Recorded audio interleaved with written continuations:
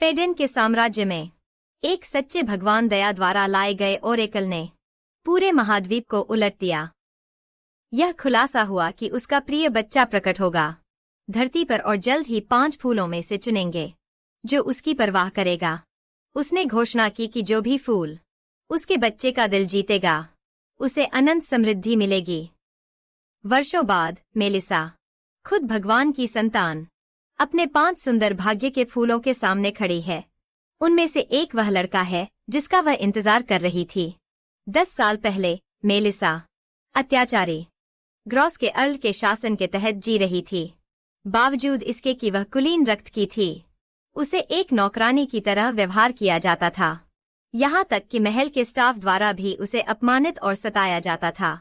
7 साल की उम्र में मेलिसा को यह सहन करना पड़ा कि दुनिया कितनी क्रूर हो सकती है। एक दिन जब एक नौकरानी ने जानबूझकर उसके ऊपर उबलता हुआ पानी गिरा दिया, मेलिसा की टांग पर एक गंभीर जलन हो गई। गरीब लड़की रात भर रोती रही, यह रियलाइजिंग करते हुए कि अगर वह वहां और देर तक रही तो वे अंततः उसकी जान ले लेंगे। गरीब बच्ची, इन लोगों को उसे इस तरह चोट पहुंचाने का कोई अधिकार नहीं है। बस इंतजार करो, कर्म का समय आएगा। उसने याद किया कि एक बार अर्ल ने उसे बताया था कि अगर उसने कभी भागने की हिम्मत की तो वह सुनिश्चित करेगा कि वह फिर कभी चल न सके।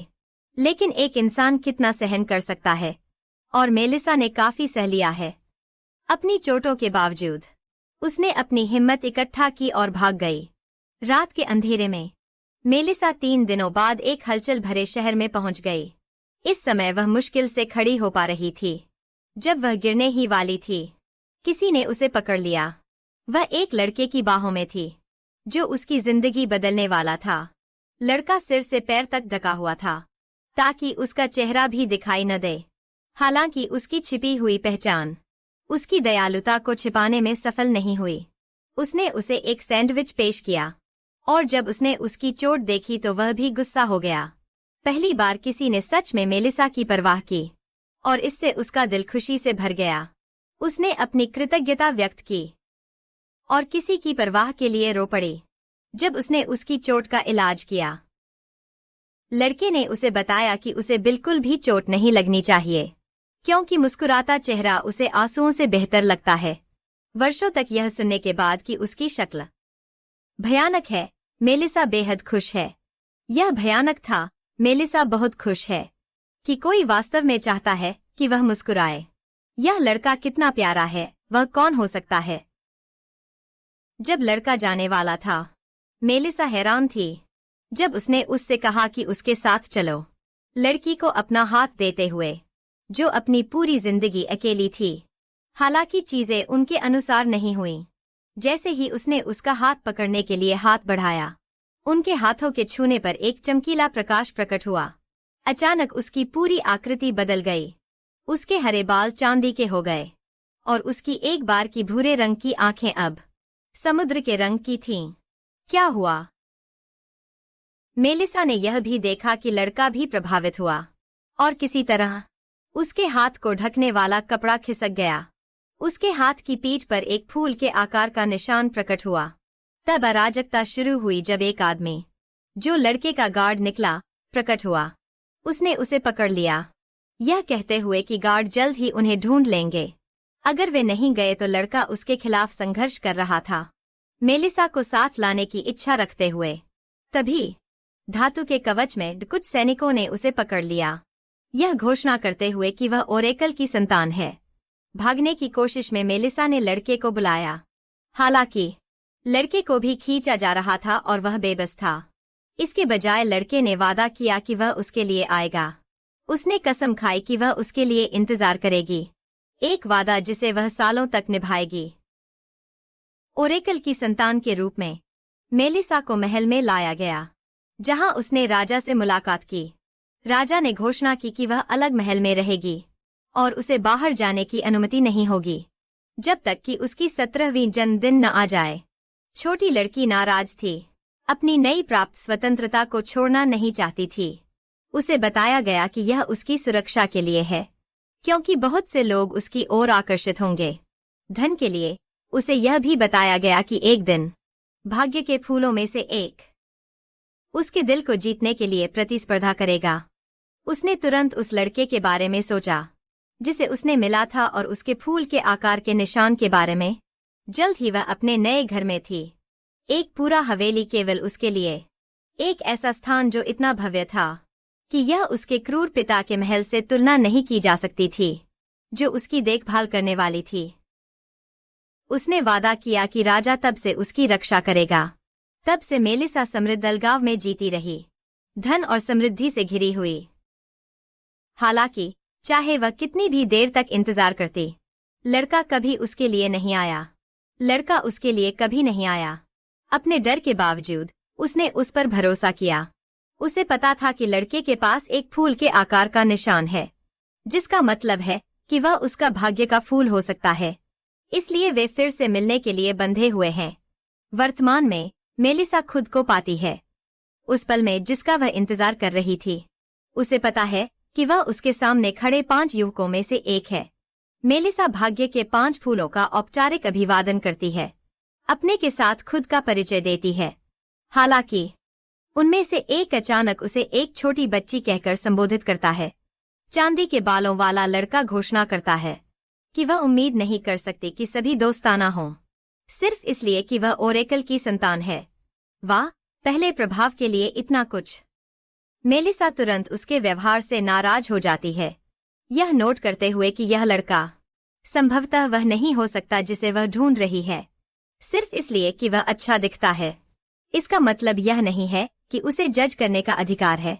सौभाग्य से एक और लड़का, इस बार एक पुजारी जिसका नाम जूड राइडेन है, अपना हाथ हिलाता है और जादू से उस शिष्ट लड़के को चुप कराता है।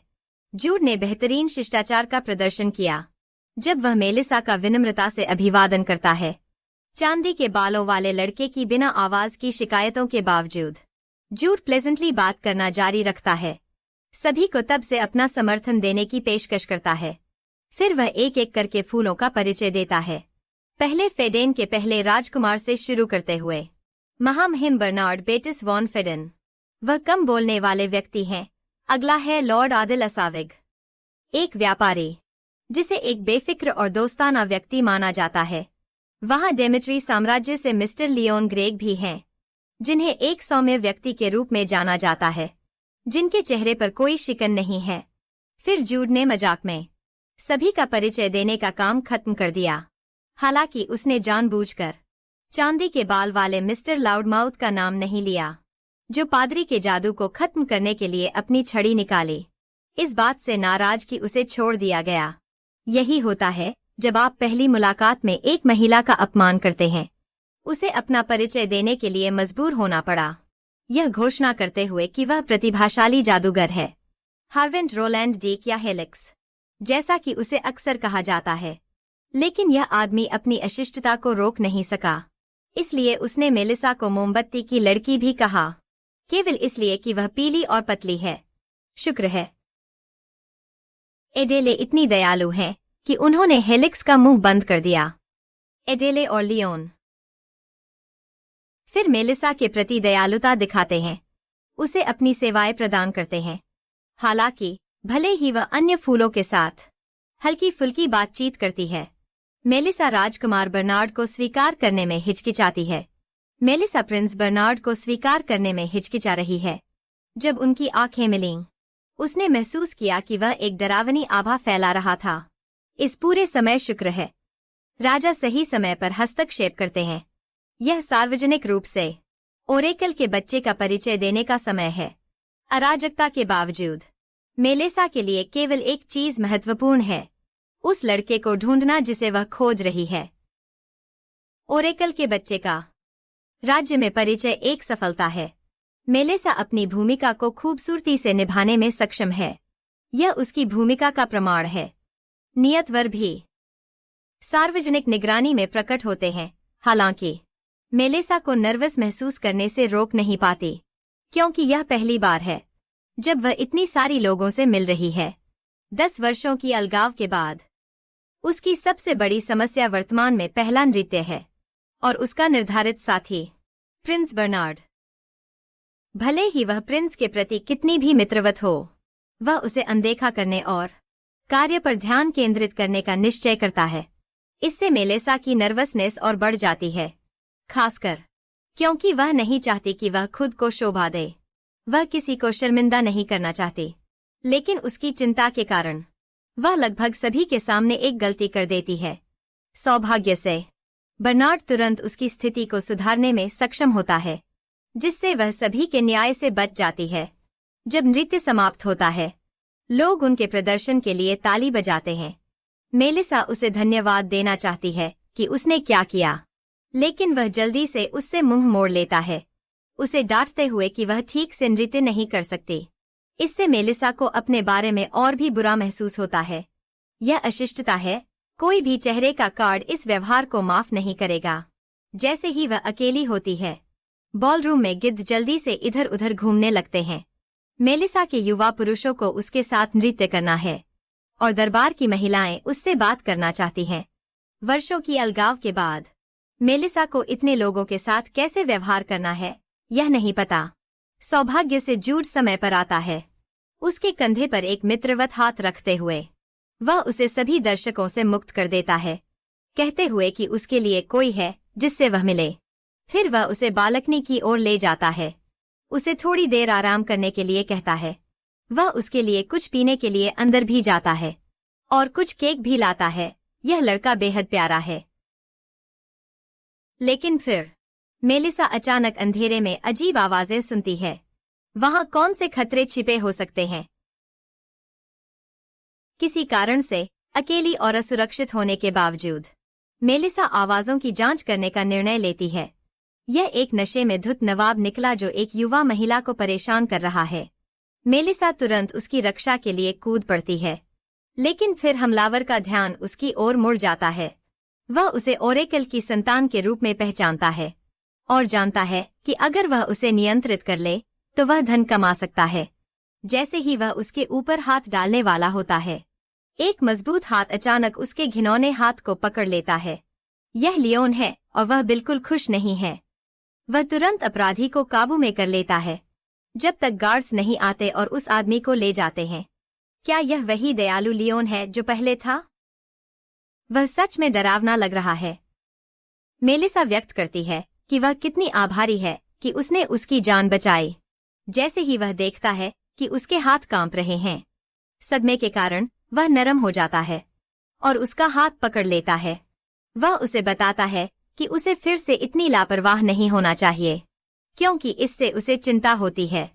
उसे यह बिल्कुल पसंद नहीं है जब वह किसी भी तरह के खतरे में होती है। वह तो उसके हाथ को चूमने के लिए झुकता है, जैसे कि वह एक सच्चे सज्जन है। जो वे नहीं जानते, वह हेलिक्स है जो उन्हें अपनी जादू से देख रहा है।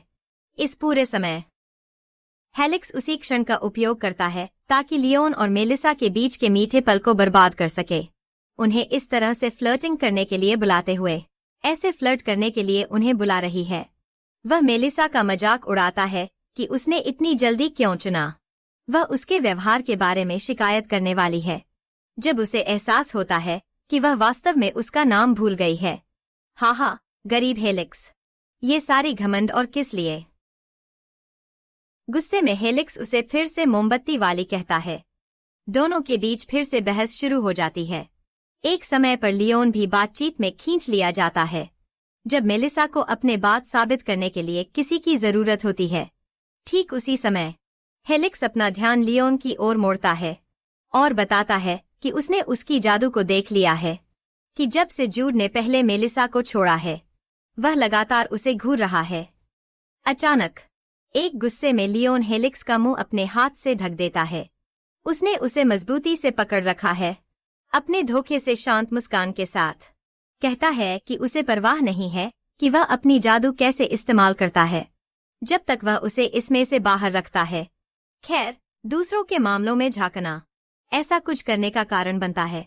हेलिक्स जैसे ही उसे छोड़ा जाता है, चांदी के बाल वाला लड़का गुस्से में वहां से भाग जाता है। भगवान जानता है कहाँ टेलीपोर्ट हो जाता है। लियोन भी मेलिसा को अकेला छोड़ देता है, खाने के लिए अंदर जाने की शिकायत करते हुए। प्राथमिकताएं, सही कहा ना? मेलिसा फिर से अकेली महसूस करती है, और जब वह महल की ओर वापस चलती है, तो वह लियोन के पहले के व्यवहार के बारे में सोचने से खुद को रोक नहीं पाती। जो वह नहीं जानती वह यह है कि लियोन ने कभी भी उसे अकेला नहीं छोड़ा। वह दूर से चुपचाप उसकी देखभाल कर रहा है, हर कदम पर यह सुनिश्चित करते हुए कि वह सुरक्षित है। फिर जूड मेलिसा को फिर से पाता है, उसे इतना समय अकेला छोड़ने के लिए माफी मांगते हुए। अपेरेंटली गार्ड ने अचानक सभी निकास बंद कर दिए। मेलिसा फिर चिंतित दिख रहे पादरी को समझाती है कि वह पूरी तरह से ठीक है और कि लियोन आया और पहले उसे बचाया जब वह अचानक ठंड के कारण छींकती है।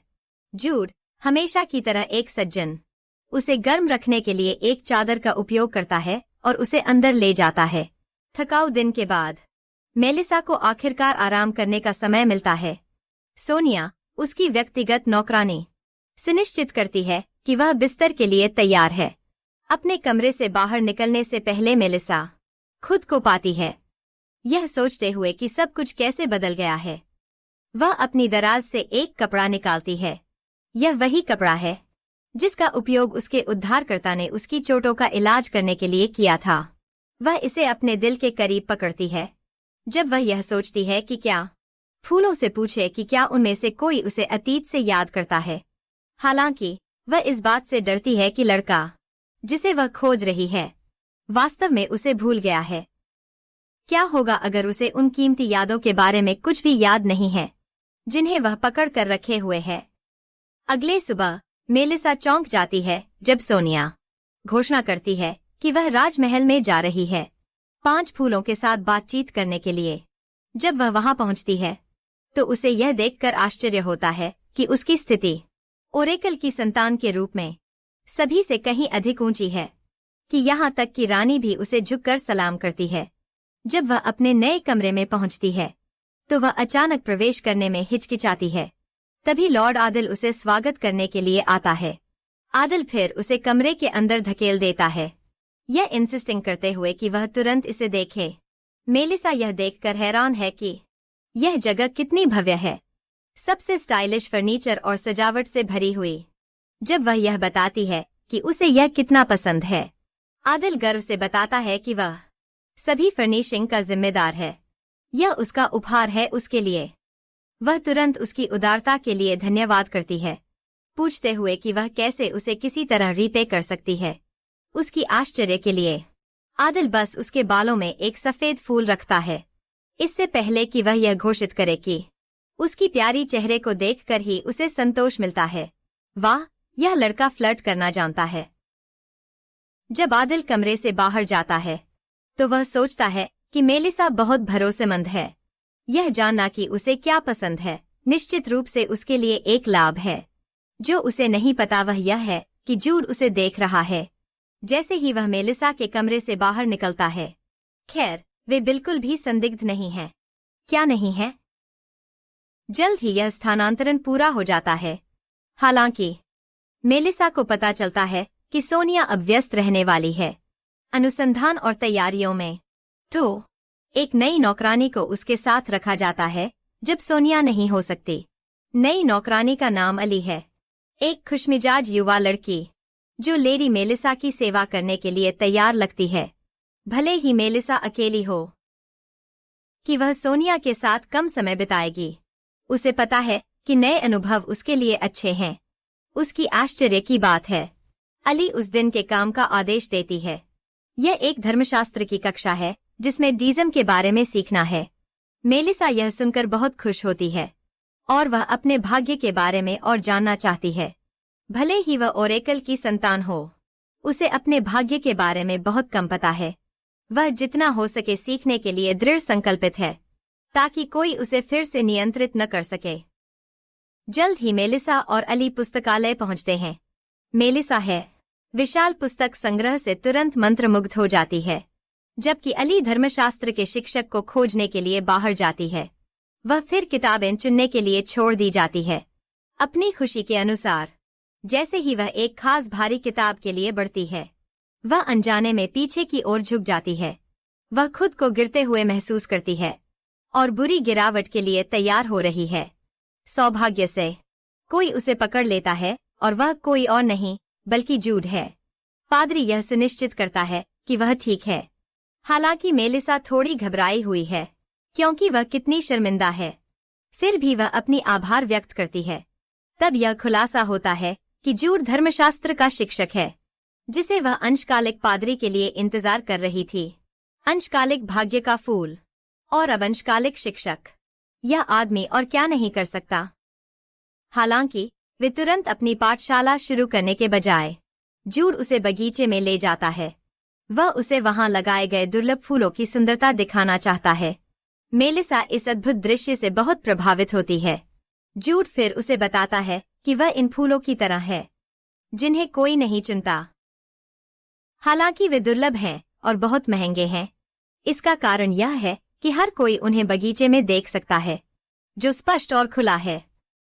इसी तरह सार्वजनिक रूप से प्रकट होना भी एक निश्चित प्रकार की स्वतंत्रता का मतलब है, जहां वह जो चाहे ले सकती है और जहां चाहे जा सकती है। वह स्वतंत्र है। मेलिसा को एहसास होता है कि वह सही है। वह स्वतंत्र है। मेलिसा को एहसास होता है कि वह सही है। उसका आसमान विशाल है और जूड ने उसे यह देखने में मदद की है। हालांकि वह जूड के अंदर के विचारों से अनजान है। उसके शब्दों के बावजूद वह जानता है कि नियत फूल का मामला पूरी तरह से अलग है। एक कठिन दिन की पढ़ाई के बाद मेलिसा आखिरकार दिन के लिए तैयार है। हालांकि उसके पास अभी भी बहुत सारा होमवर्क है। वह स्पष्ट रूप से थकी हुई है, फिर भी वह जितना हो सके सीखने के लिए दृढ़ संकल्पित है। वह यहाँ तक कि यह घोषित करती है कि वह अपनी पूरी कोशिश करेगी। एक किताब अपने सिर के ऊपर उठाए हुए अचानक उसे अपने पीछे किसी के हंसने की आवाज सुनाई देती है। यह आदिल है जो स्पष्ट रूप से उसकी हरकतों को मजेदार पाता है। थोड़े से शर्म के बाद मेलिसा उससे पूछती है कि क्या उसका महल में कोई काम है। जब आदिल हाँ कहता है तो वह तुरंत मान लेती है कि यह एक गंभीर मामला है, इसलिए वह खुद को माफ कर लेती है। लेकिन फिर आदिल उसे रोकता है यह स्पष्ट करने के लिए कि उसका काम ओरेकल के प्रिय बच्चे के साथ है। फिर वह उसे एक खूबसूरत गुलदस्ता सौंपता है। वाह, यह लड़का तो निरंतर है। जल्द ही दोनों बाहर चाय पीने लगते हैं। मेलिसा एक बार फिर उसके प्रयासों के लिए अपनी आभार व्यक्त करती है। अचानक आदिल उसे सीधे पूछता है कि वह वास्तव में क्या चाहती है। वह चाहता है कि वह कहे कि वह वास्तव में क्या चाहती है। वह चाहता है कि वह कहे कि वह वास्तव में क्या चाहती है। मेलिसा पहले थोड़ी भ्रमित है, लेकिन फिर वह उसकी ओर झुकती है। वह फुसफुसाते हुए कहती है कि उसके पास पर्याप्त ज्ञान नहीं है यह जानने के लिए कि वह वास्तव में क्या चाहती है। वह एक सेकंड के लिए स्टन्ड है, लेकिन जब वह उसके गालों पर लाली देखता है तो वह हंस पड़ता है, जिससे मेलिसा और भी शर्माती है। तो आदिल समझाता है कि उसने पूछा क्योंकि वह एक व्यापारी है। उसे लगा कि वह उसे उपहारों के जरिए अपनी ओर आकर्षित कर सकता है। जब मेलिसा यह संकेत देती है कि वह संभवतः उसमें रुचि नहीं रखता, सिवाय इसके कि वह ओरेकल की संतान है, आदिल कहता है कि उसे समृद्धि की परवाह नहीं है, लेकिन वह स्वीकार करता है कि वह उसके लिए एक विनाशकारी प्रेम महसूस करता है। वह वास्तव में चाहता है कि ये भावनाएं वास्तविक हों। ओरेकल के बाहर फिर वह सबसे शिष्टता से उसके हाथ को चूमता है। क्या हम उसके शब्दों पर विश्वास कर सकते हैं? हम केवल यह देखकर जान सकते हैं कि वह कितनी शर्माती है। आदिल पीछे हटता है और उसे डराने के लिए माफी मांगता है। फिर वह उसे अलविदा कहता है, उसे बताने के बाद कि अगली बार उसकी दुकान पर आए। मेलिसा यह सोचने के लिए छोड़ दी जाती है कि क्या हुआ। वह फूलों को बिल्कुल नहीं जानती, इसलिए उसे उनके बारे में चीजें सीखनी होंगी। स्थिति बदलने के लिए सब कुछ उसे इतना फ्रस्ट्रेट करता है कि उसे नहीं पता कि क्या करना है। वह नहीं देख पाती कि उसके पीछे से एक आकृति उसकी ओर बढ़ रही है। रहस्यमय आकृति हाथ बढ़ाती है। यह केवल लियोन है जो बिना बुलाए आया है। उफ। खैर, वह नौकरानियों से पूछता है जो मेलिसा के पास दौड़ती हैं ताकि उसे तैयार कर सकें। जब पूछा जाता है कि क्यों, तो वह बताता है कि उसने देखा है कि वह चिंतित है और उसे आराम की जरूरत है, इसलिए वह उसे शहर ले जाएगा। कुछ समय बाद मेलिसा लियोन के बाहर मिलती है और वह उसकी आकर्षक दिखावट को नोटिस करता है जो सोनिया और अली ने बनाई है। जिन्होंने सुनिश्चित किया कि मेलिसा अपनी पहली डेट पर जाए। खूबसूरत लियोन उसे घुड़सवारी पर ले जाने की योजना बनाता है, लेकिन मेलिसा को यह करना नहीं आता, जबकि लियोन उसे सिखाता है। मेलिसा को अपने भाग्य के दावेदारों के प्रति पूरी अनजान होने की भावना याद आती है, और उसका इससे आसानी से बह जाना, कुछ ऐसा जो उसे आदिल से याद है। फिर भी वह अपने डर को नजरअंदाज करने और आगे बढ़ने का वादा करती है, साथ ही घोड़े पर चढ़ने की अपनी दृढ़ता के साथ, जो दुर्भाग्यवश असफलता में समाप्त होता है। उसकी बात के लिए वहां कोई सैडल नहीं है। बहुत सारे गिरने और लियोन की थोड़ी मदद के बाद वह अंततः सीधे खड़ी होती है और लियोन घोड़े को आगे बढ़ाता है। मेलिसा की अनुभवहीनता लगभग उसे गिरा देती है। मेलिसा की अनुभवहीनता उसे गिराने के करीब ले जाती है। शुक्र है लियोन उसे गले में पकड़ लेता है। धीरे धीरे चलते हुए वे अंततः शहर के सामने नदी के किनारे पहुंचते हैं। सूर्यास्त के दौरान यह खूबसूरत दृश्य वही है जो लियोन चाहता था कि मेलिसा फिर से देखे। मेलिसा सोचती है कि लियोन की दयालुता क्या इसलिए है क्योंकि वह ओरेकल की बेटी है, लेकिन वह इस विचार को नजरअंदाज कर देती है। खुशी खुशी उसकी सलाह मानते हुए वे शहर जाने के लिए सहमत होती है। वहां दोनों खाने और पीने का आनंद लेते हैं। शहर की रात के स्टॉल से मेलिसा एक खूबसूरत बैरेट देखती है, लेकिन खुद को डांटती है क्योंकि उसने पैसे लाना नहीं सोचा। लियोन उसके लिए इसे खरीदता है, लेकिन वह शर्माती है। वह उसे इस समय तक ट्रीट कर रहा है। शुरू में उसने इसके लिए कुछ नहीं मांगा। जब लियोन मेलिसा के खूबसूरत चेहरे को चांदनी में देखता है, तो वह कहता है कि वह बैरेट पहने और उसे केवल उसे दिखाए जब वे वापस लौटें। मेलिसा हालांकि शर्माती है, सहमत होती है और इसे अपनी वादा कहती है। जैसे लियोन उसे हाथ में हाथ डालकर घर ले जाता है। मैं यह जोड़ना चाहूंगी कि मेलिसा बहुत शर्माती है। लियोन और मेलिसा खाने के लिए एक सराय में रुकते हैं। वह अभी भी लियोन के उपहार की प्रशंसा कर रही है और इसे बाद में पहनने के लिए उसकी जिद पर ध्यान केंद्रित कर रही है। इसलिए वह बड़े खाने की प्लेट को नहीं देखती जो उनके टेबल पर गिरती है। तुरंत मेलिसा के चेहरे पर उनके खाने को लेकर संदेह है, जिसे लियोन कहता है कि यह सेम और पोर्क से बना है, जबकि वह खुशी खुशी खा रहा है।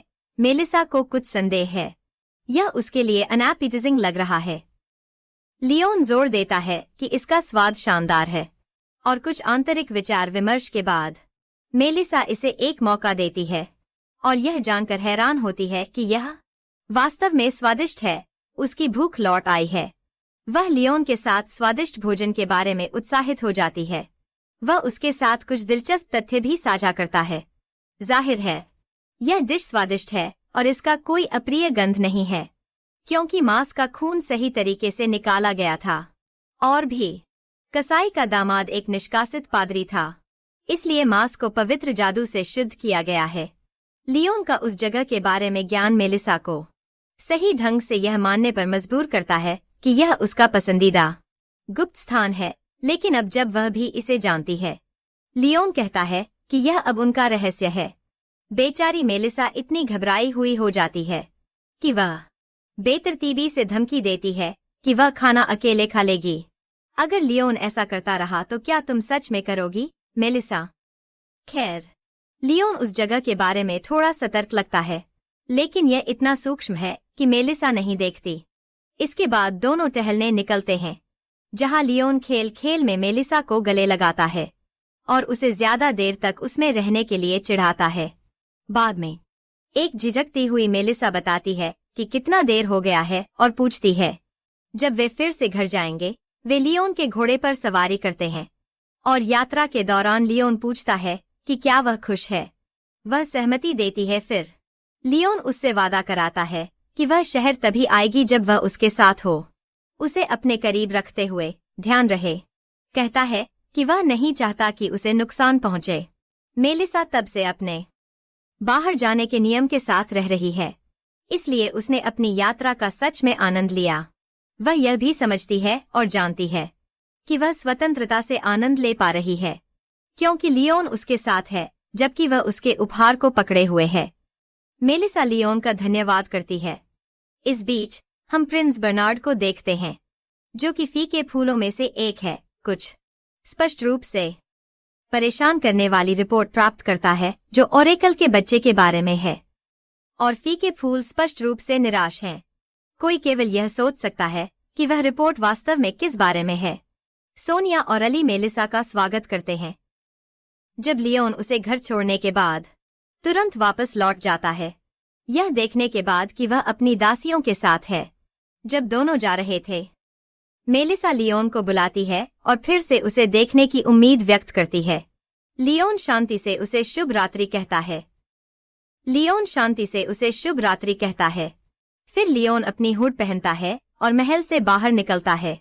तुरंत लियोन एक श्रृंखला में एक्रोबेटिक कूद करता है, सीढ़ियों के शीर्ष से और महल के एक टॉवर के शीर्ष की ओर, फिर रात के आसमान में कूदता है। जैसे ही वह ऐसा करता है, प्रिंस बर्नार्ड उसे देखता है और उसे डिमिट्री का कुत्ता कहकर गालियां देता है। उसे नहीं पता कि जूड वहां है, जो टिप्पणी करता है प्रिंस के लियोन को दिए गए अपमान की विडंबना पर। जब प्रिंस को खुद फेडेन का कुत्ता कहा जाता है, बर्नार्ड पलटकर पूछता है, जूड, एक चर्च का चूहा इस गहरे राजसी महल में क्या कर रहा है? नामों की यह बौछार क्यों है? क्या यह उनके असली एजेंडे की झलक है? जूड प्रिंस बर्नार्ड से पूछने आया था, क्या वह ओरेकल के बच्चे में रुचि रखता है? बर्नार्ड जवाब नहीं देता लेकिन पलटकर सवाल करता है, जूड के लिए यह जानकारी किस काम की होगी? पादरी स्वीकार करता है कि वह प्रिंस के खिलाफ नहीं जाना चाहता, अपने ही देश का। बर्नार्ड को यह कहते हुए सुनकर कि जूड कितना महत्वाकांक्षी लगता है, हालांकि उसे अपने घर से कोई प्यार नहीं है। जूड सवाल करता है कि क्या ऐसा ही है? बर्नार्ड उसकी मुरझाई हुई फूल की निशानी को देखता है और फिर से किसी के हाथ से एक ताज फिसलते हुए देखने की कल्पना करता है। हार मानकर जूड के पिछले सवाल का जवाब देता है, वह ओरेकल के बच्चे को छोड़ देगा। जूड इसे छोड़ देता है, लेकिन फिर बर्नार्ड से और सम्मान की मांग करता है। इसके अलावा वे दोनों मुरझाए हुए फूल हैं। इसके अलावा अगर मेलिसा जूड को नहीं चुनेगी, वह लॉस एंजेलिस के भव्य मामले को स्वीकार करने का वादा करता है, जिसे बर्नार्ड निष्क्रिय रूप से सहमत होता है और फिर चला जाता है। लॉस एंजेलिस का भव्य मामला एक अपराध है, एक शाही की गरिमा का अपमान करने के लिए, या फिर ताज का। जब जूड प्रिंस को शुभ रात्रि कहता है, तो यह पता चलता है कि आदिल हॉलवे में बैठा सुन रहा है। वह केवल यह टिप्पणी कर सकता है कि जूड कितना डरावना है। इस बीच मेलिसा लियोन के साथ अपनी डेट से अभी भी हैरान है और अभी भी उसके उपहार को संजोती है, जिसे उसने उसके लिए कभी नहीं पहना। यह भी पता चलता है कि हेलिक्स फिर से मेलिसा को अपनी जादू से देख रहा है, लेकिन लियोन उसे बाधित करने आता है। इस प्रक्रिया में उसकी जादू की बाधा को तोड़ता है। असल में लियोन यहाँ हेलिक्स को चेतावनी देने आया है। लियोन सही है यह मानने के लिए कि हेलिक्स मेलिसा पर नजर रख रहा है। वास्तव में डेब्यूटेंट बॉल से एक शर्मिंदा हेलिक्स जानता है कि वह पकड़ा गया है। वह तर्क करता है कि वह लियोन को भी नहीं देख रहा था, लेकिन एक स्टॉकर होना भी क्रीपी है। हेलिक्स क्रीपी भाग पर सहमत होता है, क्योंकि वह यह बताता है कि वह अचानक से भ्रमित हो गया है। जब वह यह बताता है कि वह अचानक उस बच्चे के प्रति स्नेहपूर्ण भावना से भ्रमित है, जो ओरेकल का बच्चा है, ऐसी भावनाएं जो पहले कभी उसके जीवन में नहीं थीं। लियोन बताता है कि वह न तो उसका दोस्त है और न ही चिकित्सक, फिर भी प्रतिभाशाली जादूगर लड़के को शर्मिंदा करता है। वह उससे कहता है कि जासूसी करना बंद करे, जिसे हेलिक्स मानता है। हालांकि एक अंतिम चेतावनी के रूप में लियोन वादा करता है कि अगर वह उसे फिर से पकड़ता है तो पहले काटेगा और बाद में सवाल करेगा। एक डरावना मुठभेड़ जो हेलिक्स को सोचने पर मजबूर करता है कि क्या उसे अपनी रक्षा जादू को मजबूत करना चाहिए। इस बीच फेडेन का राजा एक परिषद की बैठक आयोजित करता है, डेमेट्री साम्राज्य के हाल के झगड़ों के बारे में। सीमा पर जबकि कोई बड़े पैमाने पर समस्या नहीं हुई है, वे सोचते हैं कि कोई आक्रमण क्यों नहीं हुआ। उच्च पुजारी उन कारणों की गिनती करता है जो डेमेट्री साम्राज्य को रोकते हैं। पहाड़ी श्रृंखला की भूगोल, जो देशों को विभाजित करती है, बड़ी सेनाओं के लिए यात्रा में कठिनाई पैदा करती है, और उनके पास महान जादूगरों की आपूर्ति है। डिमिट्री की बड़ी संख्या में सैनिकों के बावजूद और व्यापारी जासूसों के, यदि वे आक्रमण करते हैं तो नुकसान बहुत बड़ा होगा। इसलिए यह परिषद के अधिकांश सदस्यों को संतुष्ट करता है, लेकिन राजा, उसके सलाहकार और उच्च पुजारी नहीं। जब वे अकेले होते हैं तो न केवल वे दूसरों का मजाक उड़ाते हैं, बल्कि वे अपने चालों को भी जानते हैं, ताकि वे ओरेकल के बच्चे को जल्द से जल्द अपने कब्जे में ले सकें। इसके साथ राजा मेलिसा को कल बुलाने का आदेश देता है, साथ ही बर्नार्ड को। अगले सुबह मेलिसा ऊर्जा से भरी और खुश होकर जागती है। उसे याद है कि उसका दिन जूब, आदिल और लियोन के साथ व्यस्त था जब उसे तैयार किया जा रहा था। मेलिसा सोनी से लियोन के उपहार बैरेट को अपने बालों में बांधने के लिए कहती है। उम्मीद करती है कि वह जब आएगा तो इसका इस्तेमाल करेगी। हालांकि एक चौंकी हुई सोनी और अली मेलिसा को बताते हैं कि ऐसा नहीं होगा, क्योंकि राजा ने उसे उसके साथ एक बैठक के लिए बुलाया है। मेलिसा दरवाजे के पीछे नर्वसली खड़ी है। राजा से मिलने से पहले राजा की ओर से कोई औपचारिकता नहीं थी, कोई झूठी मुस्कान नहीं, बस सीधे मुद्दे पर बात। वह तुरंत पूछता है, मेलिसा को वर्तमान में मुरझाए हुए फूल कैसे लगते हैं, और क्या उसने अभी तक कोई चुनाव किया है। राजा की दुष्टता की कमी के बावजूद, कि यहाँ तक कि मेलिसा को भी यह सफोकेटिंग लगता है, वास्तव में एक शक्तिशाली आदमी। राजा मेलिसा से भी पूछता है कि उसके बेटे के साथ सब कुछ कैसा चल रहा है। बर्नार्ड मेलिसा प्रिंस के ठंडे शब्दों को याद करते हुए डेब्यूटेंट के दौरान केवल यह कहती है कि उसने उसे अभी तक नहीं जाना। बिना किसी रुकावट के राजा आज के लिए फैसला करता है। मेलिसा और बर्नार्ड एक दूसरे को जानेंगे जितना चाहें। प्रिंस बिना किसी सूचना के अंदर आता है। अपने बेटे को जाने देने से पहले राजा बर्नार्ड को याद दिलाता है कि इसे सही तरीके से करना है। वह इसे मेलिसा के रूप में बनाए रखने की योजना बना रहा है, जो सोचती है कि क्या प्रिंस उससे नफरत करता है। और बर्नार्ड एक दूसरे के सामने बैठते हैं। वह तुरंत पूछता है कि उसका चुना हुआ फेडेड फ्लावर कौन है, बाप का बेटा। बेशक, मेलिसा कहती है कि वह अभी निश्चित नहीं है। प्रिंस कहता है कि उसकी भावनाएं या परिस्थितियां मेलिसा से संबंधित नहीं हैं। हालांकि वह मानती है कि बर्नार्ड उसकी भावनाओं को नहीं जानता, फिर भी वह जानती है कि वह सही है। वह दिव्य ऑरेकल का अनुसरण कर रही है, और बर्नार्ड एक फेडेड फ्लावर में से एक है। सब कुछ उसके निर्णय पर निर्भर करता है। इस बीच बर्नार्ड मेलिसा के प्रति इतना असंवेदनशील नहीं है। वह जानता है कि वह दोषी नहीं है, फिर भी वह उसे कम से कम एक समय सीमा तय करने के लिए कहता है। वह स्पष्ट रूप से दिखाता है कि जिनका चयन किया गया है और शामिल पार्टियां, उन्होंने भी अपनी किस्मत को स्वीकार कर लिया है और उसके लिए सही करेंगे। लेकिन उसके निर्णय को टालने से उसकी सुरक्षा की गारंटी देना बहुत मुश्किल हो जाता है। इसलिए बर्नार्ड एक प्रस्ताव पेश करता है। मेलिसा आधे साल बाद स्थापना उत्सव पर अपना निर्णय घोषित करेगी। मेलिसा उत्सव को एक राष्ट्रीय उत्सव के रूप में याद करती है, अपने अतीत के डर को जानकर और उसे पार करके। बारिश के लिए बर्नार्ड त्योहार की व्याख्या करता है, जैसे उसका डेब्यूटॉम बॉल शाही महल द्वारा आयोजित किया जाएगा। अन्य देशों के मेहमानों का स्वागत करते हुए मेलिसा दृढ़ निश्चय करती है, जबकि वह खुद से भी वादा करती है कि वह निश्चित रूप से अपने अतीत के लड़के को खोजेगी। इस बीच जूड लेडी कोकात से मिलता है, जबकि उसकी आंखें उसकी मासूमियत की कहानी कहती हैं। जूड की आंखें स्पष्ट रूप से डरावनी हैं। जैसे ही मेलिसा ने अपनी चाल चली, जिनके पास छिपे हुए इरादे थे, उन्होंने भी ऐसा ही किया। लेडी कोकोट जूड के पास सांत्वना के लिए गई थी, और एक स्वीकारोक्ति, वह वही महिला है जिसे मेलिसा की शाम की पार्टी में हमले का सामना करना पड़ा था, और जिसे लियोन ने बचाया, जिसे वह जूड को बताती है।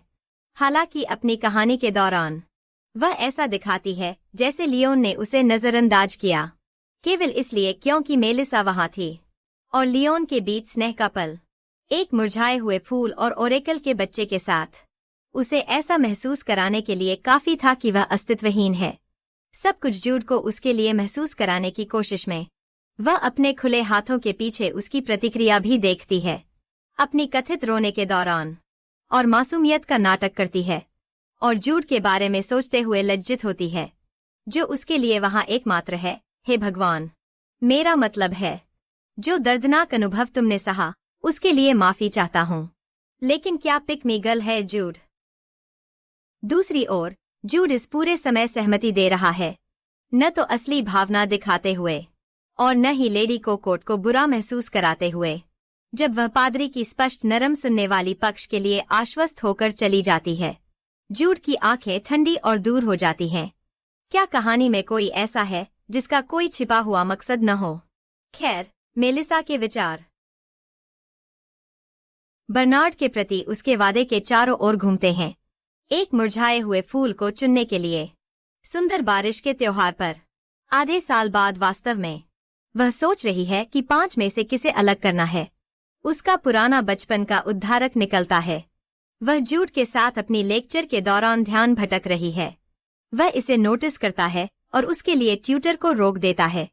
जूड को लेडी कोकोट के शब्द याद आते हैं, मेलिसा और लियोन के मीठे पल के बारे में। तो शायद इसी कारण वह मेलिसा को टहलने के लिए पूछता है। इसके बजाय वह उसे रॉयल पैलेस के बागों में ले जाता है। मेलिसा हमेशा वहां खुशी पाती है और उसे दोनों बार एहसास होता है कि उसे वहां जूड ने ही लाया है। वह भी उसके प्रति बहुत अच्छा और विचारशील रहा है। तो मेलिसा अपने अतीत के डर को जानकर और उसे पार करते हुए, मेलिसा सोचने से खुद को रोक नहीं पाती। उसे जानने के लिए एक कदम उठाने का फैसला करती है। अपने उद्धारकर्ता की पहचान के लिए मेलिसा एक साधारण सवाल पूछती है कि क्या जूड को अपने बचपन की कोई याद है, उसके परिवार की और अन्य चीजों की। उसकी आंखें अचानक चौड़ी हो जाती हैं और वह चुप हो जाता है, जैसे उसके मन में यादों के टुकड़े गुजरते हैं। मेलिसा माफी मांगती है, लेकिन जूड थोड़ी देर बाद खुद को संभालता है और बस कहता है कि उसके पास कोई परिवार नहीं है क्योंकि सभी को मार दिया गया है। जूड बताता है कि उसे अपने माता पिता की बहुत कम यादें हैं, शायद उनके निधन को देखने के सदमे के कारण। खुद उसकी यादें धुंधली हैं और उसे केवल चर्च में होने की याद है। इसलिए वह कहता है कि चर्च में उसकी यादें सबसे स्पष्ट हैं जो वह याद कर सकता है। मेलिसा चुप हो जाती है, लेकिन वह जूड का हाथ पकड़ती है। उसे कहती है कि वह अपने चेहरे पर मुस्कान न लाए, जबकि उसके चेहरे पर इतना दुख है। वह खुद जानती है कि दर्दनाक अतीत होना कैसा होता है, इसलिए उसे दुख होता है कि जूड को अपनी कहानी सुनानी पड़ी, जिससे उसके चेहरे पर आंसू बहने लगते हैं। लेकिन जूड जल्दी से उसे पोंछ देता है और उसे बैठने के लिए इशारा करता है ताकि वह शांत हो सके। वह शब्द कहता है जो मेलिसा की यादें ताजा कर देता है। जब वह उससे कहता है कि उसके लिए मत रो, कि मुस्कान उसके चेहरे पर आंसुओं से ज्यादा अच्छी लगती है। वही शब्द उसके रहस्यमय उद्धारकर्ता ने भी उसे कहे थे। हालांकि जूड ने कहा कि उसे अपने अतीत की एक धुंधली याद है। उन शब्दों को सुनकर मेलिसा ने यह देखने की कोशिश की कि क्या जूड वास्तव में उसका रहस्यमय उद्धार करता है। वह स्वीकार करती है कि ये शब्द उसे पहले भी कहे गए थे। जूड यह भी साझा करता है कि यह वही था जो उसने अपनी प्यारी छोटी बहन को सांत्वना देने के लिए कहा था, जो उसके लिए बहुत प्रिय थी। मेलिसा उसे अच्छा बड़ा भाई कहती है, लेकिन वह जवाब देने से पहले रुकता है, यह उम्मीद करते हुए कि वास्तव में ऐसा ही था। जूड मेलिसा को अपनी बहन की तरह मानता है, जिसे वह एक सौदे के रूप में लेती है। उसे बचकाना कहते हुए और चेहरे पर मुस्कान के साथ वह मेलिसा को हाथ बढ़ाता है, कहता है कि उन्हें पुस्तकालय जाना चाहिए। लेकिन जब वे वापस जा रहे होते हैं, यह खुलासा होता है कि लेडी कोकोट उन पर नजर रख रही थी, एक खिड़की के माध्यम से, जलन में कि जूड मेलिसा के साथ अधिक अभिव्यक्तिपूर्ण और नरम था और न कि उसके साथ। पिकमी लड़की वापस आ गई है। वह जूड के लिए अपने प्यार का इजहार करती है और मेलिसा से नफरत करती है, इस तथ्य के कारण कि ओरेकल की संतान होने के नाते वह विश्वासपात्र फूलों से घिरी हुई है, जिनमें से एक जूड है। वह यहाँ तक कहती है कि यह उसके साथ हुआ सबसे बुरा चीज है। अरे मेलिसा, क्या यह अश्लील और जोखिम भरा नहीं है? वैसे अचानक आदिल उस जासूस लेडी कोकोट पर प्रकट होता है। वह सुन रहा था और वह आश्चर्यजनक रूप से उसकी मुश्किल में मदद करने का एक तरीका पेश करता है। यह बताते हुए कि वह भी एक मुरझाया हुआ फूल है। यह क्या हो सकता है? आदिल औपचारिक रूप से लेडी को कोर्ट से परिचय कराता है। चाय के दौरान जो वह भी करती है। उसका पहला नाम क्लैरिस है। अब हम उसे यही नाम देंगे। आदिल उसे आराम करने के लिए कहता है, हालांकि क्लैरिस को यह करना मुश्किल लगता है। वास्तव में उसे प्रस्तुति से उसे मुश्किल से याद है। फिर भी वह कोशिश करता है, उसे आश्वस्त करते हुए कि कोई नहीं सोचेगा कि वे एक गुप्त बैठक में हैं, क्योंकि यह एक सार्वजनिक स्थान है। दुर्भाग्यवश क्लैरिस को अपमानित किया जाता है, यह सोचते हुए कि वह कह रहा है कि वह सती है, यह तर्क करते हुए कि वह अपनी मेलिसा के संस्करण जैसी नहीं है। हालांकि वह समझती है कि वह एडेले का उपयोग अपने फायदे के लिए कर सकती है, इसलिए वह उसे उत्तेजित करने की कोशिश करती है। पहले वह पूछती है कि क्या एडेले का ओरेकल बच्चे के साथ करीबी संबंध है। व्यापारी सोचता है और कहता है, एक तरह से वे हैं, क्योंकि भाग्य ने उन्हें बांध दिया है। क्लैरिस फिर यह संकेत देती है कि यह उसके लिए अन्यायपूर्ण है उसकी स्थिति में, क्योंकि भाग्य केवल उसके बारे में चिंतित नहीं है। ओरेकल बच्चे के संदर्भ में यह गुस्सा दिलाने वाला है ना? और यह कुछ ऐसा है जिसे उसे स्वीकार नहीं करना चाहिए। खैर, वह निश्चित रूप से नहीं कर सकती, क्योंकि क्लैरिस सोचती है कि वह वही होगी जो कथित तौर पर जूड को उसकी जंजीरों से बचाना। लेकिन एडेले का कहना है कि गुस्सा किसी काम का नहीं है, क्योंकि इसका विपरीत प्रभाव हो सकता है, बल्कि यह उस व्यक्ति को जो उसके लिए सबसे प्रिय है दूर कर सकता है। फिर भी क्लैरिस यह बताती है कि उसने सवाल से बचने की कोशिश की है। आदिल हंसता है और विषय बदल देता है, एक और चाय बनाने की पेशकश करके। जब उनकी चाय ठंडी हो जाती है, क्लैरिस निराश होती है कि वह आदिल का उपयोग नहीं कर सकती, जिसे वह कायर कहती है। वह रुकने से मना करती है और छोड़ने का फैसला करती है। अपने आप जूड को बचाने के अपने विश्वास को मजबूत करती है। आदिल उसे जाते हुए देखता है। वह महिला जो ओरेकल बच्चे पर हत्या की नजरें गड़ाए हुए थी, जबकि वह उसकी जासूसी कर रही थी, और नोट करती है कि डरावनी क्लैरिस मेलिसा के लिए बुरी खबर है, इसलिए वह और जांच करेगा। इस बीच मेलिसा अपने धर्मशास्त्र के पाठों में व्यस्त है जूड के साथ, हालांकि वह ढेर सारे होमवर्क पर टिप्पणी करती है। वास्तव में जूड ने उन्हें एक दीर्घकालिक असाइनमेंट के रूप में दिया था। मेलिसा सभी को एक बार में खत्म कर देती है, हालांकि उसके पाठ अच्छे चल रहे हैं। मेलिसा जानती है कि वह अपने शीर्षक के बारे में बहुत कम सीख रही है, ओरेकल चाइल्ड और मुरझाए हुए फूलों के बारे में। अगर वह ऐसा करती है तो शायद यह उसे अपने अतीत के बच्चे को खोजने में मदद करेगा। जैसे ही वह जोर से कहती है ओरेकल चाइल्ड के बारे में जानने की उसकी इच्छा, हेलिक्स अचानक प्रकट होता है। आश्चर्यजनक रूप से वह मेलिसा से स्टार्टल्ड होने के लिए माफी मांगता है और उसे देखकर शर्माता है। फिर भी वह मेलिसा को एक उपयुक्तता परीक्षण का प्रस्ताव देता है, यह देखने के लिए कि वह वास्तव में क्या कर सकती है। दुर्भाग्यवश ऐसा लगता है कि मेलिसा को उपयुक्तता परीक्षण का कोई आइडिया नहीं है। हेलिक्स का तर्क है कि जूड को अब तक उसे यह सिखाना चाहिए था, लेकिन वह फिर भी परीक्षण समझाता है। यह किसी व्यक्ति की जादुई शक्ति के लिए योग्यता की जांच करने के लिए है, पवित्र शक्ति या आभा। अधिकांश लोग इसे 12 साल की उम्र से पहले लेते हैं। बेशक मेलिसा ने इसे नहीं लिया है, लेकिन फिर भी अली ने ऐसा किया था। मेलिसा पवित्र शक्ति से हेलिक्स के कारण परिचित है, और पवित्र शक्ति से उस व्यंजन के कारण जो उसने लियोन के साथ खाया था। हालांकि उसने आभा शक्ति के बारे में नहीं सुना है। केवल एक बार मेलिसा याद करती है कि उसके पास किसी प्रकार की शक्ति थी। वह उसके भाग्यशाली मिलने के समय से थी जब उसने अपने बच्चे के उद्धारकर्ता से मुलाकात की थी। लेकिन अगर उसके पास शक्ति है, कुछ ऐसा जो न केवल उसकी खोज में मदद करे, बल्कि भाग्य द्वारा बोझिल भाग्य के फूलों के लिए भी, तो वह इसे लेगी। इसलिए वह परीक्षण के लिए तुरंत सहमत हो जाती है।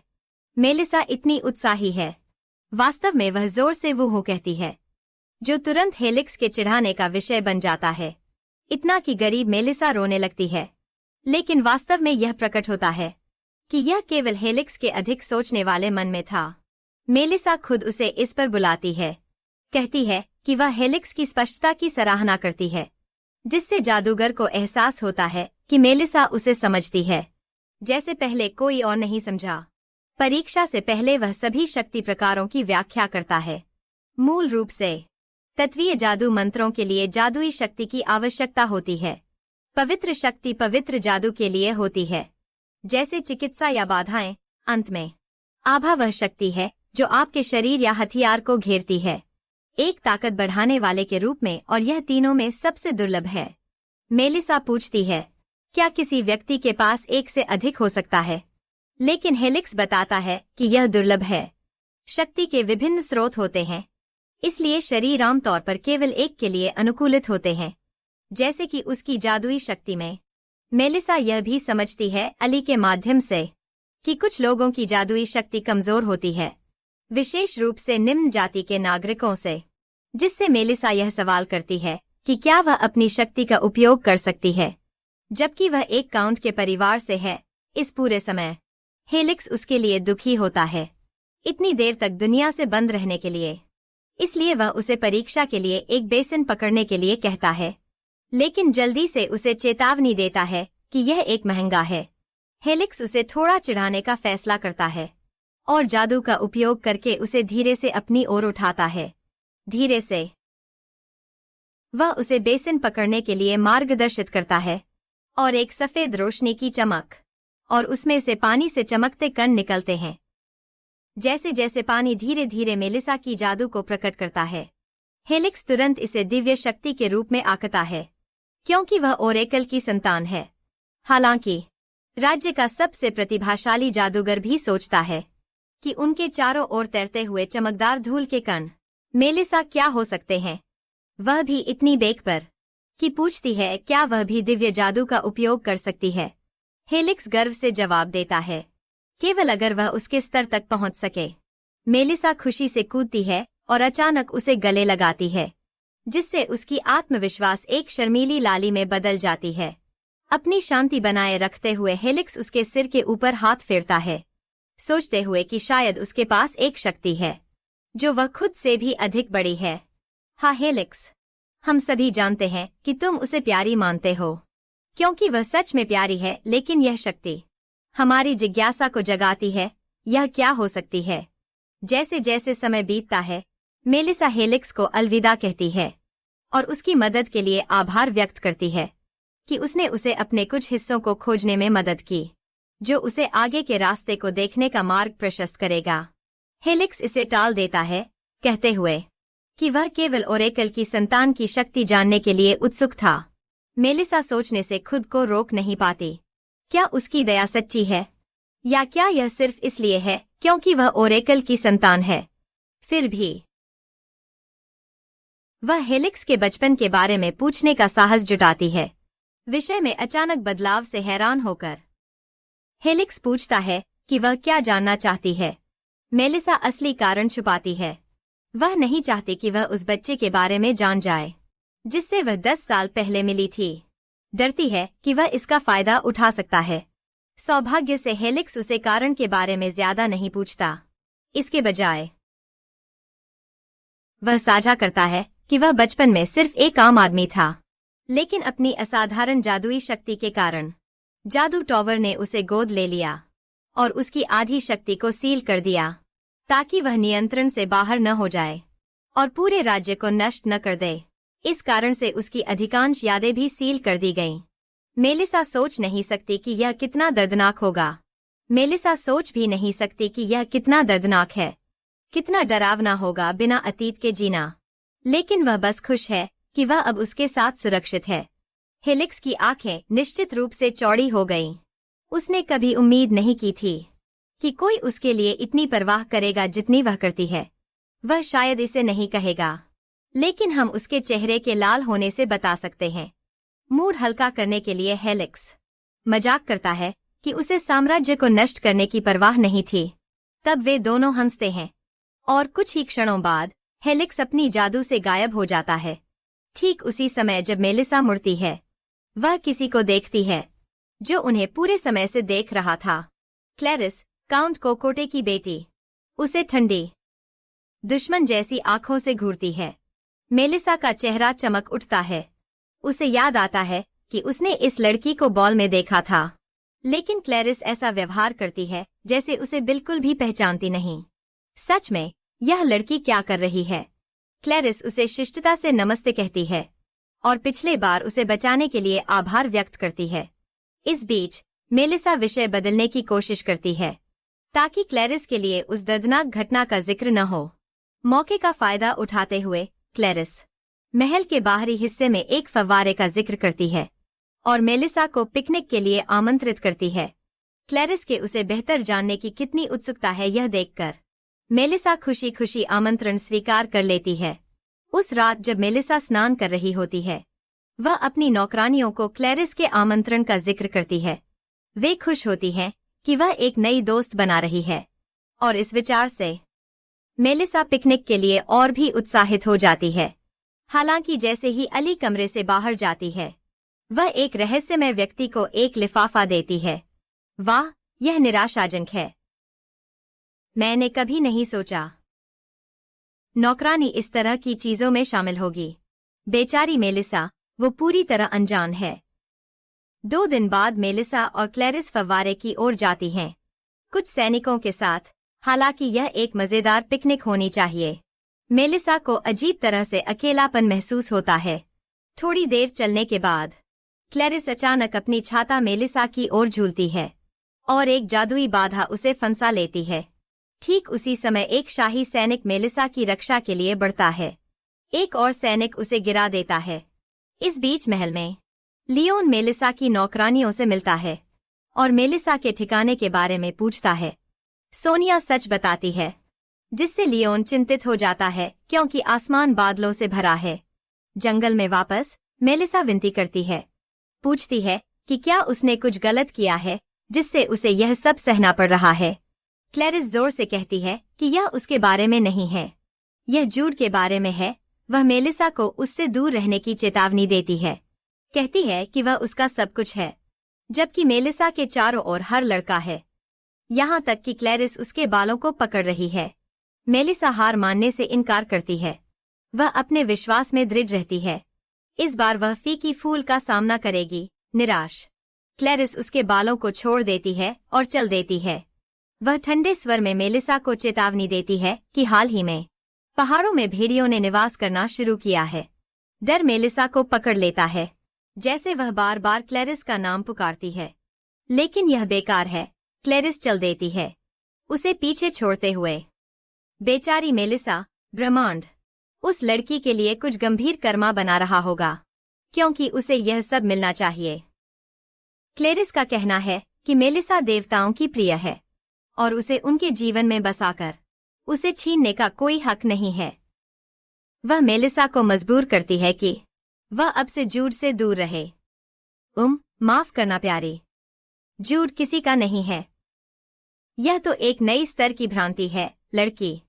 मुझे तुम्हारे लिए थोड़ा बुरा लगता है, लगभग। कुछ ही पल बाद लियोन को कोकोट परिवार की गाड़ी महल की ओर लौटते हुए दिखाई देती है, लेकिन मेलिसा अंदर नहीं है। एक असहजता की भावना उसे घेर लेती है, इसलिए वह तुरंत जंगल की ओर दौड़ता है। इस बीच मेलिसा अभी भी खुद को मुक्त करने की कोशिश कर रही है। पास में एक भेड़ियों का झुंड गिरे हुए सैनिक के करीब आने लगता है, उसे चीरने के लिए तैयार। असहाय और निराशा से भरी मेलिसा एक निराशाजनक चीख निकालती है। वह अब और असहाय नहीं रहना चाहती। हाँ, वह निराशाजनक चीख, यह उसका उठने का पल है। ठीक समय पर लियोन अंततः मेलिसा को ढूंढ लेता है, लेकिन वह उसे देखकर चकित है। उसके चारों ओर एक चमकदार रोशनी निकलती हुई देखता है। यह बिल्कुल वैसा ही है जैसा उसने 10 साल पहले देखा था, जब उसने उस लड़के का हाथ पकड़ा था। अजीब बात है कि सैनिक कुछ भी याद नहीं कर पा रहे हैं। जब एक भेड़िया उसकी ओर झपटता है, लियोन समय पर बीच में आता है, उस जानवर को गिराकर उसकी रक्षा करता है। बाद में वह शाही सैनिकों से झूठ बोलता है कि क्लैरिस पहले ही जा चुकी थी, उस दृश्य से पहले कि कुछ हुआ हो। जब वे महल लौटने की तैयारी करते हैं, मेलिसा चुपचाप लियोन का सामना करती है कि उसने शाही सैनिकों से क्यों झूठ बोला। लियोन समझाता है कि अगर उसने उन्हें सच बताया तो क्लैरिस को फांसी दी जाएगी और उसके साथ पूरा कोकोट परिवार गिर जाएगा। उसके छत के नीचे रहने वाले लोग जिन्होंने मेलिसा के साथ जो कुछ हुआ उससे कोई लेना देना नहीं था, सड़क पर कुछ भी नहीं छोड़कर चले जाएंगे।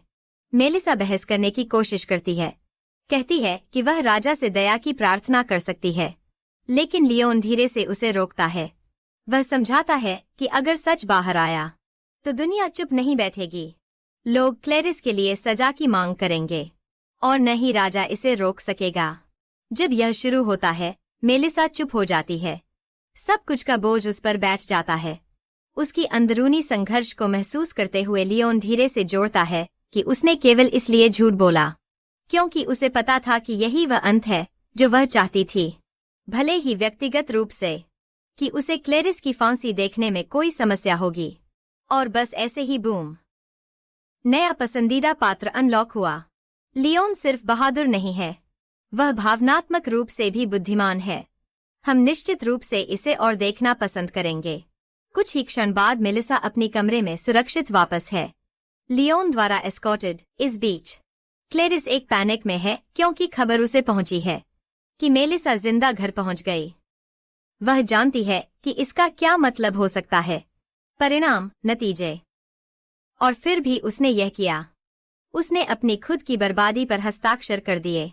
कप क्लेरिस के हाथ से फिसल जाता है और फर्श पर टूट जाता है। बालकनी के दरवाजे खुलते हैं और लियोन अंदर आता है। उसका व्यवहार ठंडा और अप्रत्याशित है। वह स्पष्ट करता है कि उसे फांसी नहीं दी जाएगी, जैसे मेलिसा ने कहा था। क्लेरिस विश्वास नहीं कर सकती, उसने लगभग मेलिसा को मार डाला, फिर भी उसे बख्शा जा रहा है। उसे मेलिसा की चमकती मुस्कान याद आती है, उसके साथ दोस्ती करने के बारे में, और उसके चेहरे पर अपराध बोध छा जाता है। एक बार फिर वह यह जोर देता है कि मेलिसा दयालु है, लेकिन वह एक झटके में नहीं है। वह उसका चेहरा पकड़ता है, उसकी आंखों में नियंत्रित क्रोध जलता है। वह करीब झुकता है, उसकी आवाज नीची और तेज है। कहता है कि वह उसे माफ नहीं करता, न तो उसके लिए जो उसने किया, नहीं उस लिए जो मेलिसा ने सहा। ओह मेरे भगवान! लियोन में वो बदलाव, जिस तरह से वो मेलिसा की रक्षा करता है, ऊंची धमकियों से नहीं बल्कि तेज सच से। लियोन सिर्फ एक हरा झंडा नहीं है, वो तो एक पूरा जंगल है। क्लेरिस डर से कांपती है जब लियोन आखिरकार उसे छोड़ता है, उसे सांस लेने के लिए छोड़ते हुए। जाने से पहले वो एक डरावनी चेतावनी देता है, और वो है मेलिसा के करीब रहने के लिए। अगर वो अभी भी अपनी जान की कदर करती है, लेकिन अगर वो कभी भी मेलिसा को दुखी करती है या उसे फिर से चोट पहुंचाती है, वो कसम खाता है कि उस रात महल में वो उसका अंत कर देगा। मेलिसा सोने के लिए संघर्ष करती है, इस विचार से परेशान कि अगर उसने सच बताया होता तो क्लेरिस को फांसी दी जा सकती थी। फिर भी वो चुप रहने और सब कुछ नजरअंदाज करने से इनकार करती है। सूनर या लेटर वो जानती है कि उसे क्लेरिस का सामना फिर से करना होगा। अगले दिन मेलिसा को क्लेरिस से एक पत्र मिलता है जिसमें मिलने के लिए कहा गया है। इससे वो सोचने में उलझ जाती है, क्या क्लेरिस इस बार उसे खत्म करना चाहती है? फिर भी वो निमंत्रण स्वीकार करती है। वो हमेशा के लिए नहीं भाग सकती, अब इसका सामना करने का समय है। उसी दिन मेलिसा सोनिया से मदद मांगती है उस बाल की सजावट के लिए जो लियोन ने उसे दी थी। ये सिर्फ एक उपहार नहीं है, यह उसकी हिम्मत का प्रतीक है। लियोन की ताकत के लिए एक चुप्पी में गुहार, जैसे वह अपनी सच्चाई बोलने की तैयारी कर रही है।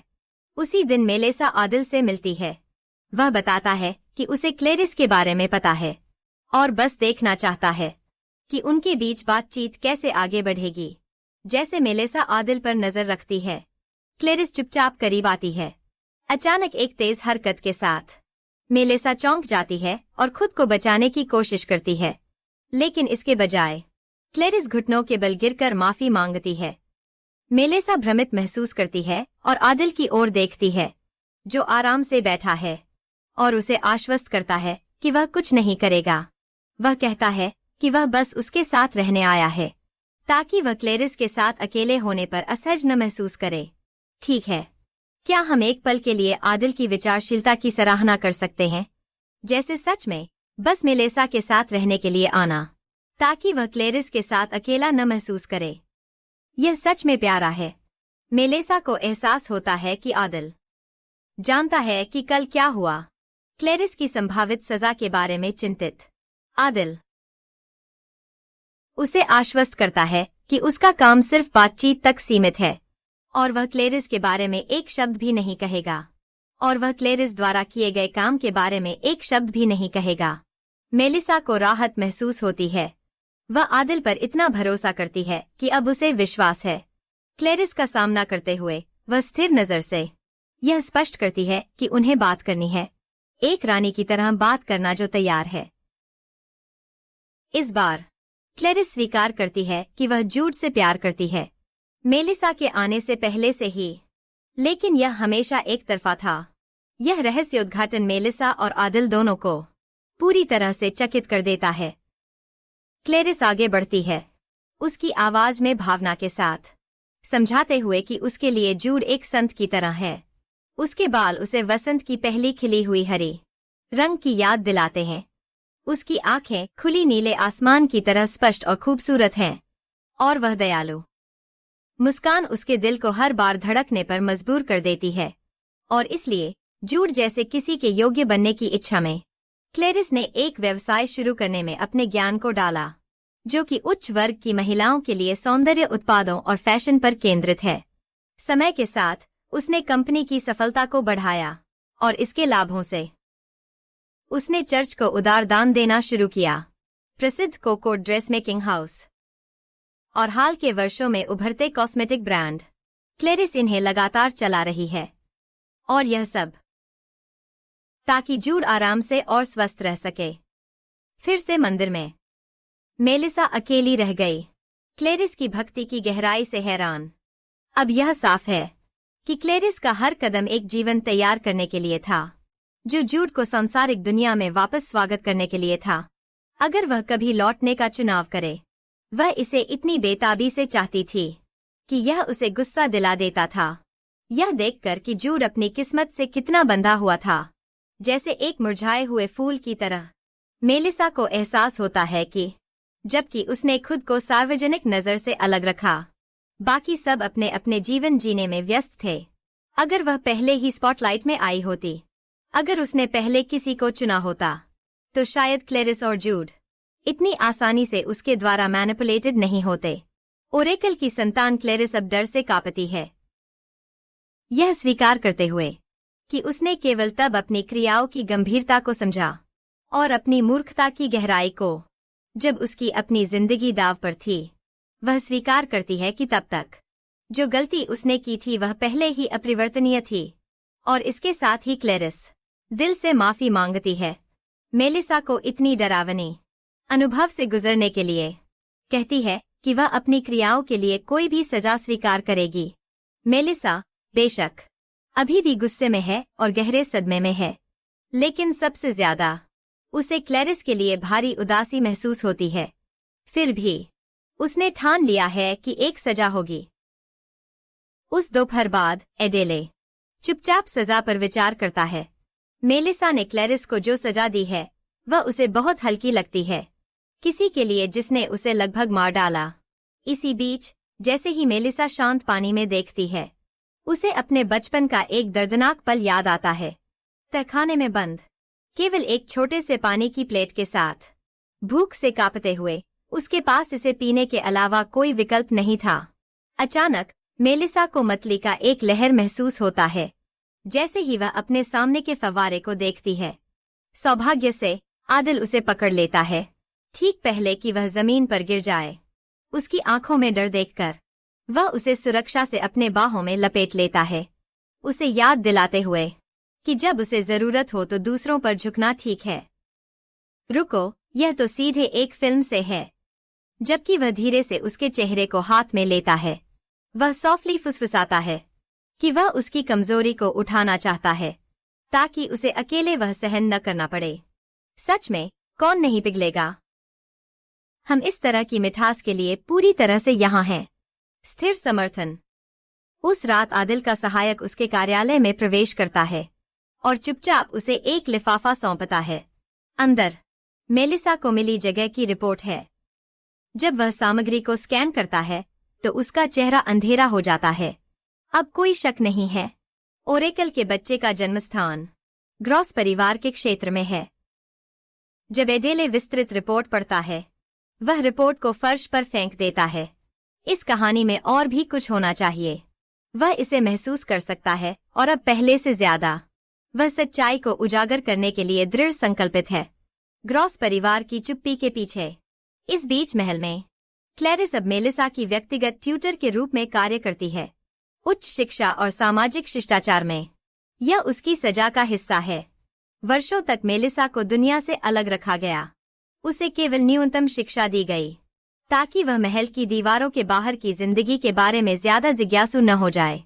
बिना समझे मेलिसा खुद को रत्नों के सेट को घूरते हुए पाती है। क्लैरिस ने डिमिट्री साम्राज्य के किनारे से दुर्लभ खजाने लाए हैं। फिर क्लैरिस सावधानी से एक जेड की हार मेलिसा के गले में डालती है और यह उसे बहुत खूबसूरती से फिट होता है। सावधानी से मेलिसा के गले में एक जेड की हार डालता है और यह उसे खूबसूरती से फिट होता है, जैसे कि यह सिर्फ उसके लिए बनाया गया हो। कुछ ही क्षणों बाद जब क्लैरिस विदाई देती है, मेलिसा को एक असहजता की लहर महसूस होती है। जब भी कुछ उसकी दर्दनाक अतीत की यादें ताजा करता है, वह और भी बुरा महसूस करती है और अपने कमरे में आराम करने का फैसला करती है। उसे एहसास होता है कि जितना वह सजा के बारे में सोचती है, उतनी ही वे दर्दनाक यादें वापस लौट आती हैं, चाहे वह उन्हें कितनी भी कोशिश करे दूर करने की। ऐसा लगता है जैसे वह अभी भी उस हवेली में कैद है, हालांकि उसे भागे हुए 10 साल हो चुके हैं। अगले दिन जब जूड मेलिसा को ट्यूशन दे रहा है, वह देखता है कि वह विचलित और ध्यान केंद्रित नहीं है। अचानक बर्नार्ड कमरे में प्रवेश करता है। उसकी तेज नजर तुरंत मेलिसा पर पड़ती है, जिससे कमरे में हवा बदल जाती है। वह स्पष्ट रूप से उससे बात करने का इरादा रखता है। वाह, बर्नार्ड उन क्लासिक हैंडसम लेकिन ठंडे प्रकारों में से एक की तरह लगता है। निश्चित रूप से कोई ऐसा जो एक ऐसी एंट्री करता है जिसे नजरअंदाज करना असंभव है। मेलिसा संकोच करती है, पहले मना करती है क्योंकि वह अभी भी कक्षा के बीच में है, लेकिन फिर बर्नार्ड उसे एक ठंडी नजर से घूरता है जो उसे रोक देती है। जूड बीच में आता है और मेलिसा को छुट्टी दे देता है। कहता है कि आज का सत्र खत्म हो गया है। जैसे ही मेलिसा बर्नार्ड के पीछे कमरे से बाहर जाती है, एक लहर असहजता उसकी ओर बढ़ती है। वह पहले से ही ठीक महसूस नहीं कर रही है और इसके अलावा वह अभी उसे सामना नहीं करना चाहती या बात नहीं करना चाहती। जैसे ही मेलिसा एक सीट पर बैठती है, बर्नार्ड अचानक अपना सिर झुकाता है और उसके सामने खड़ी खतरे के लिए ईमानदारी से माफी मांगता है। जब वह महल के अंदर एक पल के लिए थी, मेलिसा हैरान है कि एक शाही सदस्य ने उसके सामने झुककर माफी मांगी, लेकिन फिर उसे एहसास होता है कि बर्नार्ड बस एक व्यक्ति है जिसके पास बहुत मजबूत जिम्मेदारी का एहसास है। अचानक बर्नार्ड धीरे से उसके चेहरे को पकड़ता है और पूछता है क्या उसे बुखार है, क्योंकि वह पीली लग रही है। मेलिसा के गाल तेज लाल हो जाते हैं। जल्दी से वह खुद को संभालती है और उसकी चिंता के लिए आभार व्यक्त करती है। बर्नार्ड उसे ध्यान से देखता है, यह महसूस करते हुए कि वह सच में ठीक नहीं है। बिना हिचकिचाहट के वह पूछता है क्या वह उसके साथ रात के खाने के लिए शामिल होगी। मेलिसा चौंक जाती है। उसने इस निमंत्रण की उम्मीद नहीं की थी। बर्नार्ड उसकी हैरानी को देखते हुए पूछता है क्या उसके पास अन्य योजनाएं हैं। उसे कोई आपत्ति नहीं है, लेकिन घबराहट बढ़ने लगती है क्योंकि वह सोचती है क्या वह रात के खाने में ठीक से खा पाएगी। बर्नार्ड उसे घूरता है, यह नोट करते हुए कि ड्रेस उसके लिए बहुत तंग है। यह टिप्पणी उसे चिंतित कर देती है, लेकिन वह हंसता है और कहता है कि यह उस पर अच्छा लग रहा है। जैसे ही वह अपनी सीट पर बैठती है, मेलिसा देखती है कि मेज पर हर डिश उसकी पसंदीदा है। पहले कौर पर मेलिसा का चेहरा चमक उठता है। वह स्पष्ट रूप से खाने को पसंद करती है और जल्द ही खुद को उम्मीद से ज्यादा खाते हुए पाती है। बर्नार्ड चुपचाप देखता है। उसने सुना था कि उसकी भूख हाल ही में खराब थी। वह मानता है कि यह हाल की खतरनाक स्थिति के कारण है। फिर भी बर्नार्ड उस भावना को नहीं मिटा सकता कि कुछ और उसे परेशान कर रहा है। मेलिसा को शर्मिंदगी महसूस होती है, लेकिन साथ ही वह छू ली जाती है कि बर्नार्ड ने उसकी पसंदीदा खाने को तैयार करने के लिए अपनी पूरी कोशिश की ताकि वह अच्छे से खा सके और इस पल का आनंद ले सके। वह उससे पूछने का फैसला करती है कि वह बचपन में कैसा था। यह स्पष्ट रूप से बर्नार्ड के लिए एक अच्छा याद नहीं है, इसलिए जवाब देने के बजाय वह सवाल उसे वापस फेंक देता है। अनजान में मेलिसा का चेहरा बदल जाता है। सवाल उसके भीतर कुछ दर्दनाक को जगाता है, और उससे पहले कि वह खुद को रोक सके वह कांपने लगती है, बार बार माफी मांगते हुए, हालांकि उसने कुछ गलत नहीं किया है। बर्नार्ड आदिल के कमरे में घुसता है। उसकी सामान्य शांति की जगह जल्दी है। वह मेलिसा के अतीत के बारे में जानकारी मांगता है, यह जानते हुए कि डार्क गिल्ड का मालिक होने के नाते आदिल छायाओं और रहस्यों में काम करता है। उसके जैसे किसी के लिए छिपी हुई सच्चाइयों को उजागर करना आसान है। इस पल आदिल उसे लिफाफा दिखाता है, जिसमें मेलिसा के साथ किए गए व्यवहार की रिपोर्ट है, जो कचरे से भी बुरा है। रिपोर्ट में ग्रॉस परिवार के बारे में भी जानकारी है, एक शक्तिशाली कुलीन परिवार जो रूढ़िवादी गुट के साथ है, जबकि शाही परिवार या प्रतिशील चर्च के प्रभाव का उपयोग करने की कोशिश कर रहे हैं। देश को विकसित करने के लिए रूढ़िवादी चर्च की बढ़ती शक्ति के खिलाफ दृढ़ता से खड़े हैं। कैल ग्रॉस ने इस तथ्य का फायदा उठाया कि ओरेकल के बच्चे के विवरण जनता से छिपे हुए थे, इसलिए उसने मेलिसा की शक्ल बदल दी ताकि उसकी पहचान छिप सके। बर्नार्ड का गुस्सा उबल पड़ा कि उसका पिता ऐसा व्यवहार करता है जैसे कुछ और मायने नहीं रखता जब तक उसके हाथ में मेलिसा है। उन्हें यह नहीं पता कि लियोन पास के साये में खड़ा है, चुपचाप उनके हर शब्द को सुन रहा है। इस बीच सुरक्षित जगह पर होने के बावजूद मेलिसा को अपने भीतर से एक ठंडी अंधेरी आतंक का एहसास होता है। तभी उसकी बालकनी पर दस्तक होती है। यह लियोन है, और उसे देखकर उसके गाल गहरे लाल हो जाते हैं, लेकिन पल बदल जाता है जब लियोन उसे बताता है कि उसने उसके परिवार के घर के बारे में सीखा है। केवल इसका उल्लेख ही उसके अंदर का डर और भी मजबूत कर देता है, उसे अंधेरे में और गहराई में खींचता है। उसने भागने के लिए बहुत कोशिश की है,